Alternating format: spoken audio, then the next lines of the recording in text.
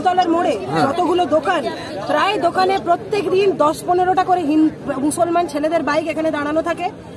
যতজন এখানে দাঁড়িয়ে আছে কেউ রাস্তায় এখানে ভালোভাবে বেরোতে পারে না। ইভেন গোটা টাউনের তাই অবস্থা, গোটা টাউনের তাই অবস্থা। আজকে হোলির দিনে 50টার মতো প্রায় গাড়ি, 50টার মতো, আরো বেশি হবে।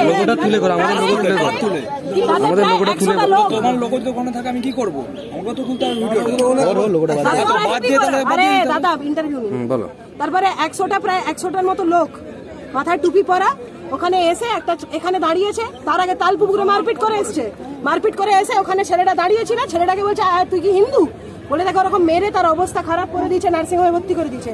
একটা জেঠুকে এখান থেকে ঠেলেছে, এমন জেঠুটা পড়ে গেছে, এই দিকটা পুরো ফ্র্যাকচার হয়ে গেছে। আল্লাহ না জয় বাংলা, এটা ইউপি নয়, বলছে এটা ইউপি নয়, বলছে এখানে আল্লাহু আকবার জয় বাংলা, মানে জয় বাংলা করে কি যাকে খুশি কেটে দেওয়া যাবে নাকি এখানে?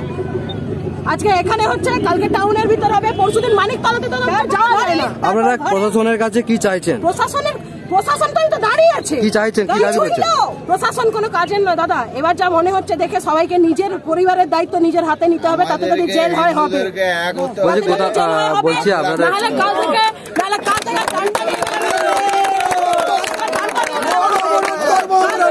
কাল থেকে যদি আমি এখানে কাল থেকে ডান্ডা দিয়ে মেরে